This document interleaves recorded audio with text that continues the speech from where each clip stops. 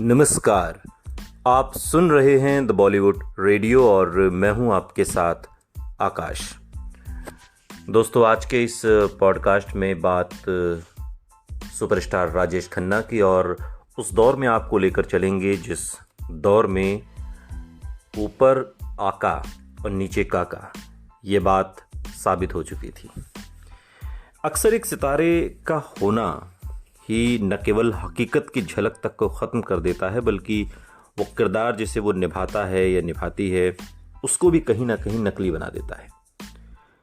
लेकिन इसके साथ ही किसी बहुत बाजारी चीज़ को लेकर उसे एक कलाकृति में बदल देना पहली खासियत है जो एक सितारे को दूसरे किसी भी एक्टर से अलग बनाती है। वीरेंद्र शर्मा के एक उपन्यास पर आधारित फिल्म दुश्मन साल 1972 की लीक से हटकर कहानी ने किसी सितारे के लिए गैर मामूली साथ ही एक चुनौतीपूर्ण माध्यम बना दिया। बंधन को तोड़कर और छोड़कर राजेश खन्ना ने अब तक शहरी किरदार ही निभाए थे और किसी भी किरदार के लिए बाहरी रंग रूप में खास बदलाव नहीं किया गया था। दुश्मन ने उन्हें एक ऐसा करने का बहुत बड़ा मौका दिया। फिल्म के शुरुआती हिस्से में वो एक सख्त ट्रक ड्राइवर का किरदार निभाते हैं जो ईमानदार है और सीधे काम की बात करता है, और बीतते वक्त के साथ कुछ सीन नाटकीय लग सकते हैं, लेकिन राजेश खन्ना बाहरी रंग रूप, मूछें, जाहिर तौर पर गंवार चाल और हाव भाव उस छवि से बिल्कुल उल्टी थी जिससे उनके दर्शक परिचित थे।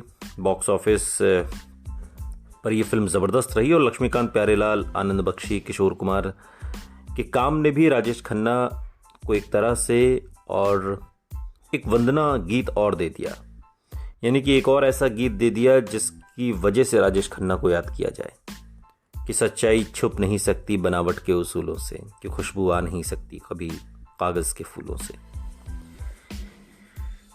अपनी सफलता की अपारता के बावजूद राजेश खन्ना किरदारों का चुनाव कुदरती सूझबूझ के साथ ही करते रहे।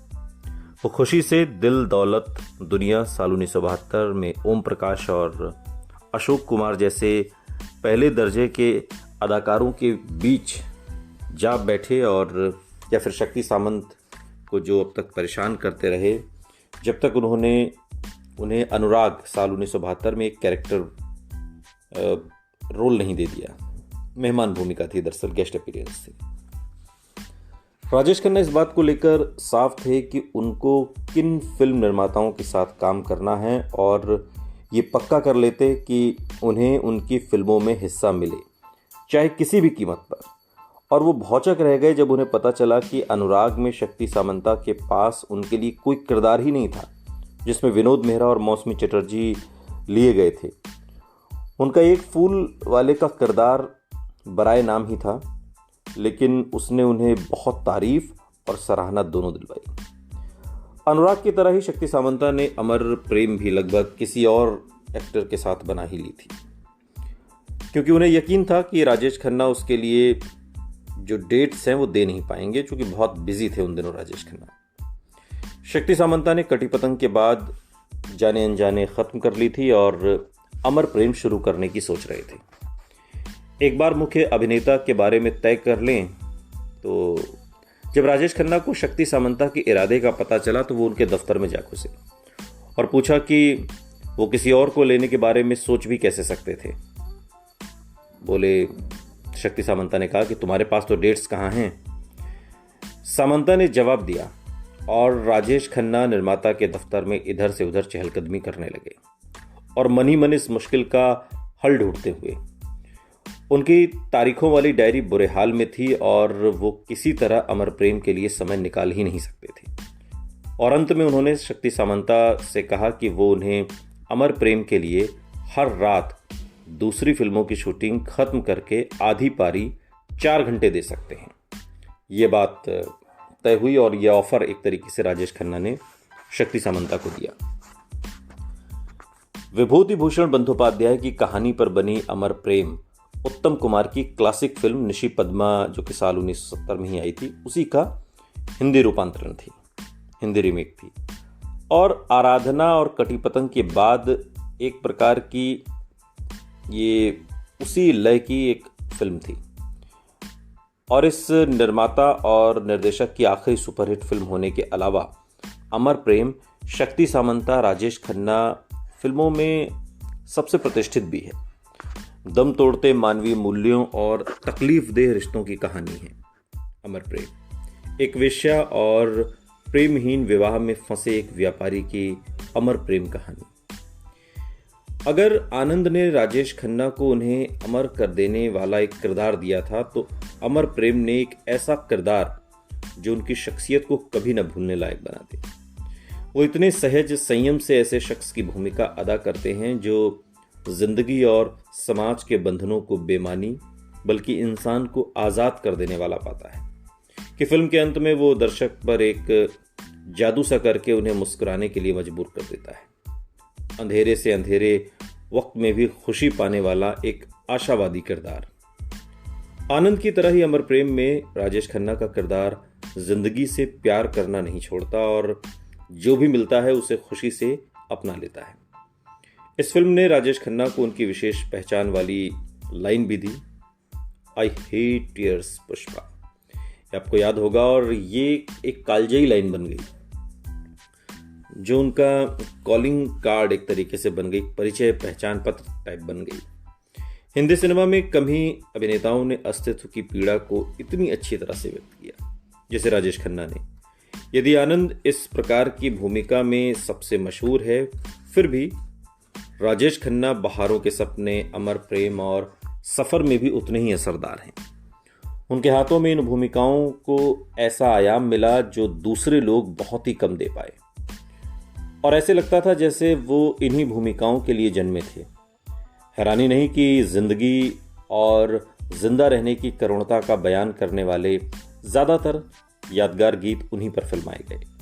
मसलन जिंदगी कैसी ये पहेली या फिर चिंगारी कोई भड़के, जिंदगी का सफ़र है ये कैसा सफ़र, या जिंदगी के सफ़र में गुजर जाते हैं जो मुकाम वो फिर नहीं आते।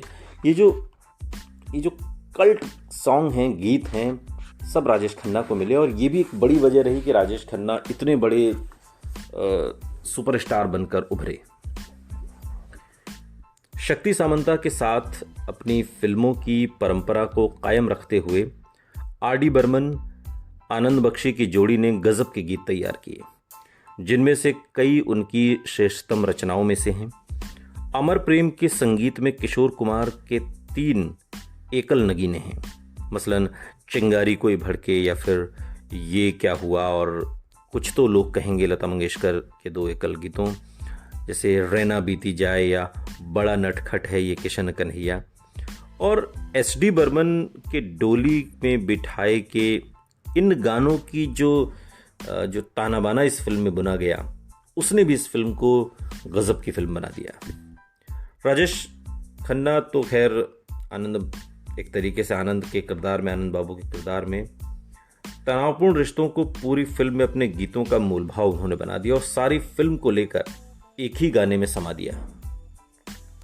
हालांकि चिंगारी कोई भड़के आरंभ में अमर प्रेम के लिए तैयार नहीं किया गया था। शक्ति सामंता ने जैसे ही आनंद बख्शी से उसकी कुछ पंक्तियां सुनी और उसके लिए एक सीन रच दिया।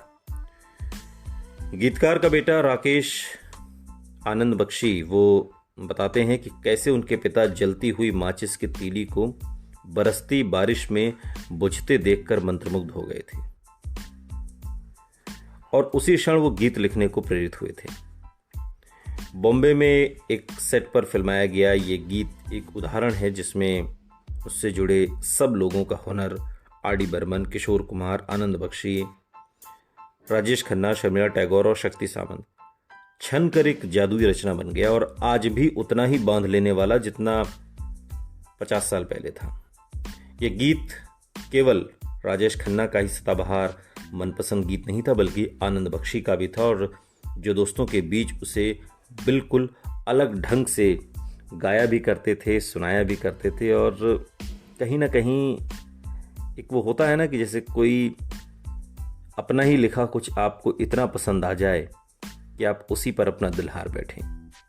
चिंगारी कोई भड़के गीत की रचना इसी तरीके से आनंद बख्शी ने की थी कि जब जलती हुई माचिस कि तीली को बारिश में उन्होंने बुझते हुए देखा तो खुशी के मारे मचल उठे और गीत लिख दिया, चिंगारी कोई भड़के तो सावन उसे बुझाए। सुनते रहिए द बॉलीवुड रेडियो, सुनता है सारा इंडिया।